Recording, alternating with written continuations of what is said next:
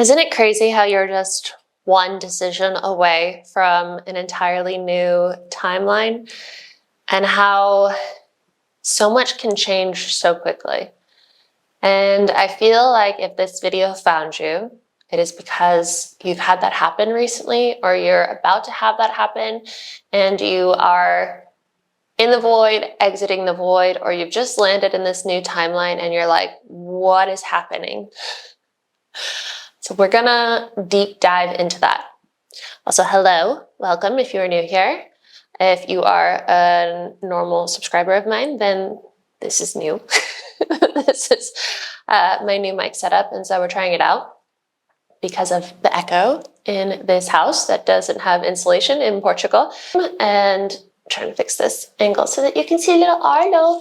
Also, Duchess, you can see Aslan over there. I started calling him Aslana for no reason, and now I cannot stop.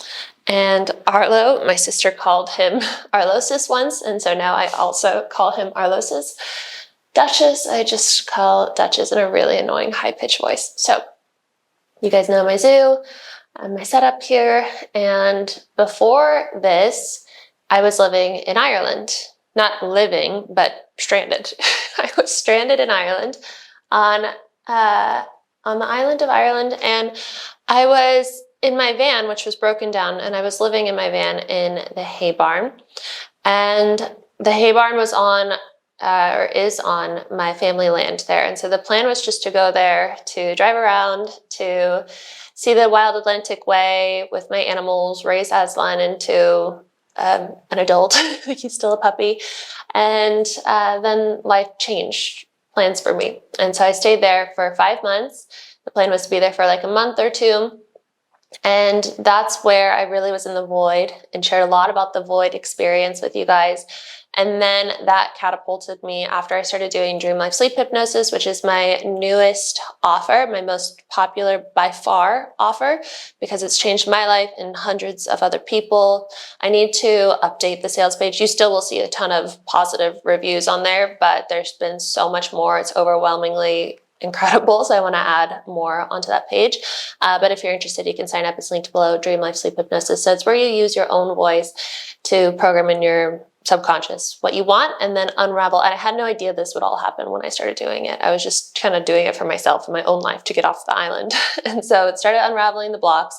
And then I immediately had changes in like my appearance. I immediately had changes in my voice, in my energy, and people started to feel that. And I knew from the beginning when I was in that void space that something was going to happen where I, was never going to recognize my life again. I knew that I was going to be held away from society and away from my normal patterns, in this pattern disrupt, in this void, literally, and then a download would come through. And then the download did come through. And then I got catapulted into Portugal, which I was never thinking of before. Like, that was not on my radar at all. Come here, baby. Come. And so, did you see my breath? So cold in here. So I want to talk about that time after you leap into the new timeline that you've been manifesting, you've been calling in, after you enter the void and you get the download, you get the push, the inspiration, the open door, and you move through the open door, and then you land, and then you're like, what am I doing here? Who am I? I feel like an alien in my own life. And so what's been happening collectively is that, the planet is going through this great awakening. People are starting to wake up in a way that they never have before. There's so much polarity, and polarity is like a natural part of ascension. It helps us start to see things differently. It helps us start to form thoughts and opinions and ideas and beliefs. And it's part of how creation works. That contrast is inevitable and also very important to existence. And so it's not necessarily a bad thing, all the contrast and all the opposing sides and everything and opposing beliefs.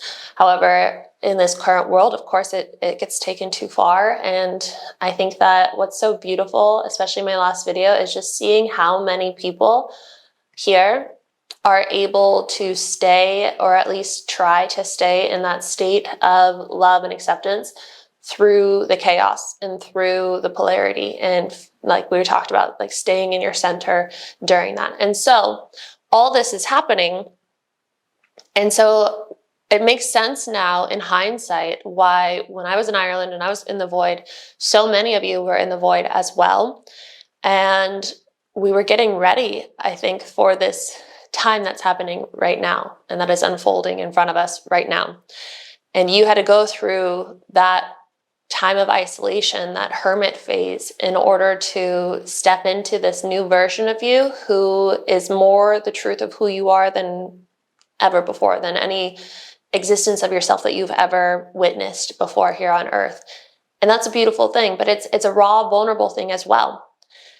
And it feels like walking like an alien in your reality for a little bit. It feels like people looking at you differently, or like you interacting in social settings differently, or you feeling physically different around people. Maybe your senses are heightened. That's something that I've been really noticing, which is just, it's anything that is new and novel and pattern disrupting is at first almost alarming to the subconscious, because the subconscious does not want anything unfamiliar. The subconscious's job is to keep you safe. And so when there's something unfamiliar, it's potentially unsafe. And so it marks it as like a alarm, alarm, alarm. But then you give the mind evidence, and then the evidence starts to teach your subconscious and your nervous system that it is safe to continue on this path. So that's normal. So when I first arrived here to Portugal and I started going to like co-working places, I was meeting people, and it was really interesting because I was getting like physical responses to people. Like some people I would talk to, and I would like, I'm thinking of one conversation, I started sweating a lot, like sitting there just sweating profusely. And I was trying to hold it together, and I was like, oh my gosh, I guess I just have like social anxiety from living rural in Italy for so long, and then again, rural in Ireland. And I was like, maybe it's just my social skills are gone. But then I started, meeting more people. And when I would meet people that like, this was my example, is I met someone that was like not necessarily in the spiritual community, and around him I felt fine. Like I wasn't sweating, I wasn't having any of that. I was like myself, I was laughing and we were joking, we were having fun. And then reflecting on the other person who is in this like spiritual mindset and whatnot, it's like the way that he in that conversation just tried to dive deep without like consent. Like he tried to like go and people, I don't know what's right or wrong. I don't even think that there is such thing. But my body thought it was wrong. Is like he wanted to go so off the deep end in this discussion about, spirituality and all. I don't even remember exactly what he was saying, but it was really out of nowhere. I was like, whoa, we're just dropping in so fast. Like, I don't even know your name. And I think that is almost, in a way, it's almost dangerous, because you go into such a vulnerable, sacred place with somebody that like you don't really know. You don't know what entities they have. You don't know all that. And so there was that. So my body was like, alarm, alarm, alarm. There was also potentially like the ego identification with being spiritual and being more spiritual than other people and like proving themselves. And I was blaming myself, and I was blaming my body for being socially anxious and socially uncomfortable. But really, my body has become so beautifully in tune to BS and to truth. And I've really been reflecting on this a lot over the past few years, but really more like since I've arrived here, is just that like the most spiritual thing that you can do is just do what makes you happy. Like do what brings you joy.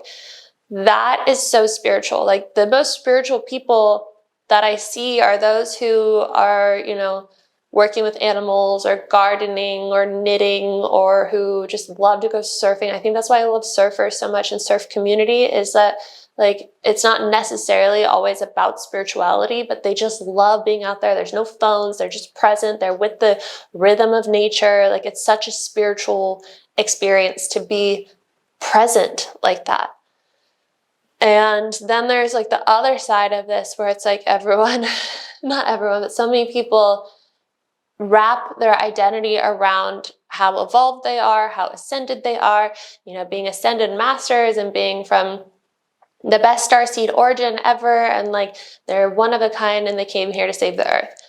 And there's like two sides of that, because it's like, I do feel that many of us are ascended masters, that many of us are from starseed origins that, came here to answer the call of saving Earth. I do feel that.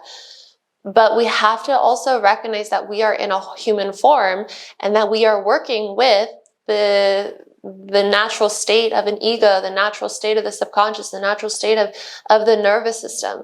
Like, I don't know anybody that is here and is just completely enlightened beyond their physical form. And so I think that this is a reminder to allow yourself to have that human experience. And sometimes the ascension is through letting go of all of that attachment and identification and trying to do the most spiritual thing, the most spiritual practices and all the best things. Just do what makes you happy. Do what brings you joy. Be present in the moment. And what I think that you might start realizing, or that you already have started to realize as you're in this new timeline, is the heightened sensitivity and that you're starting to trust yourself more and more and more. The more that you give your mind evidence that it is safe to trust yourself. So it's like you're sweating, you're having that reaction to this spiritual BS, and then you leave that situation. Like, you make a boundary, you make a point to exit that conversation to, protect yourself. That starts like reiterating to your body that like your mind is there to protect your body, and that you are in this divine union of the three, the mind, the body, the soul, and that you are going to work in a way now that honors all of them equally. And that is this really sacred balance that I think that we're headed towards as a collective on Earth, as we're moving into this 5D, which is igniting more of the heart space, more of the soul, and bringing value to that as much as the mind and the self-identity, which we've been in this 3D. And so we're bringing it home, we're bringing it all above, all below, and into the body. And so the other thing that I think you might start to notice is that you are potentially feeling this, like, it's almost, how do I explain it? It's almost like you've landed on Earth and you are like in a human form for the first time. It's like you're an alien. Like, you literally just landed in this body and you're like, whoa, how crazy. Like, maybe you're having these thoughts of like, isn't it nuts that I just think, move, and then my hand moves, and I just think, stand, and then my body stands. Like, I don't even really think it just happens. Like, you might be in awe of your physical form more than ever, and like in love with your physical form more than ever. And I think that's a huge part of this. And then the other part is that others might start recognizing you and like realizing that you're not from here. I had a ex one time who was like very much in the ayahuasca. Oh yeah, no, on that in a second, but in the ayahuasca realm, and was this conscious musician. And he and I were in conversation one time, and he was like, you don't look like you're from this planet. It's like, there's something about your mannerisms and your face that just look like you're from another planet. And I think in that same like time frame is when I was in Sedona, and I've shared this once before, I think, but I was in like a kava bar, and someone saw me from across the room, and he came up, and he was a breathwork facilitator, so also like in this space, but he was like, I realized that you are an alien, and the way that you move, and you remind me a lot of my wife, and she also is obviously not from here. And so that time of my life is when I was going through a awakening, not like my first awakening, because that was like the most like, wow. But I think we go through many different layers of awakenings. I just had left a toxic relationship and like was starting to get to know myself on that level, in my sovereignty again. So now that we've just gone through this awakening, through this timeline jump, through this like void and into this new timeline collectively and in your own, where your manifestations are starting to become rapid as you're focusing on the present more and more and more and more, and doing what brings you joy more and more, and following your curiosity and getting more into alignment and opening the doors more quickly to everything that you desire. You are starting to be more in your truth and your authenticity. Where you came from is starting to shine through you more than ever, and people will start noticing that. And what's beautiful about that is that you start to attract your soul tribe, like your soulmate, your soul tribe, the people who truly see you. You just have to finish solidifying that habit of noticing BS, calling it out within yourself. You don't have to call it out loud, but then also doing something about it, and not choosing connection because you feel lonely, because someone else told you that you need to have more connection, because blah, blah, blah, blah, blah, or because your ego tells you that they are, super valuable, better than you because they make more money than you, or they have more followers than you, or like whatever in this modern world. Remembering your value and remembering, like, if your body has a reaction that way, just try trusting it. And then you start shifting more and more into the last bit of the new timeline that you've been headed towards. And it's like, what is it? A windfall, a downfall, some kind of fall, a windfall, I think, of abundance, of opportunity, of miracles, of love, of everything that is in alignment with what you truly desire flowing into your life all at once. Yeah, I'm being shown right now, like, it's always interesting to me because the way that my abundance flow is set up right now is like in a very passive structure. In my day, when I'm working, I'm either making a video or posting it, or I'm working on Nove, which is my app. And so the sales of my programs, they come in passively. And so I can see energetic wise, like if I do a very powerful meditation, or I go get a massage, or I go on a really nice walk, or I have like this like really aligned thought with my power, that is oftentimes when I see a lot of sales come through all at once. And if I'm like working really hard and thinking like, I need to improve this, I need to make that better, blah, blah, blah, blah, like in that more like lack and more masculine and do kind of energy rather than receive energy, is when it's not flowing in as much as the energy that is available when I'm focusing on the joy and focusing on the curiosity and in that flow. And so I think that that is a good example. I wanted to note on ayahuasca, going back to that.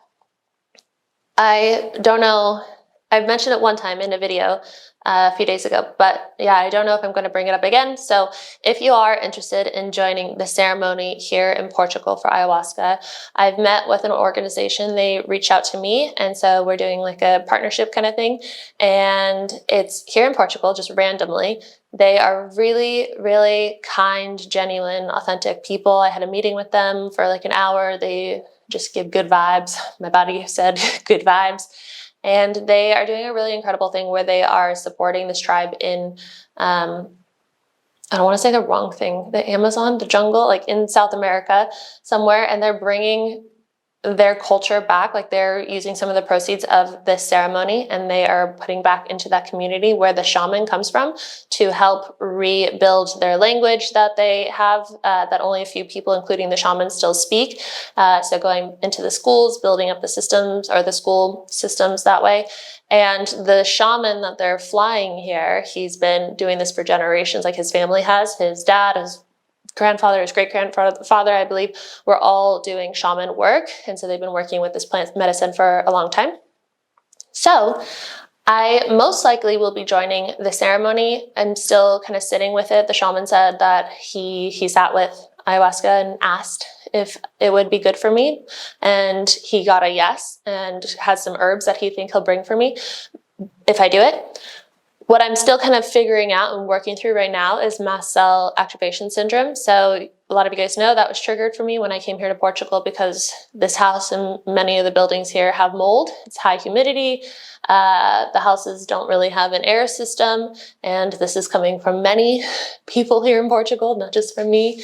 There was a comment just about something about like American stuff and like me comparing Portuguese stuff to American. It's like, no, I've been living in Italy for a while. Like I was in all these different places around Europe. It's not about that. It's not about anywhere being better than Portugal. I love Portugal. It's just how these houses are built that typically there is more mold. It is colder. There is no insulation and whatnot.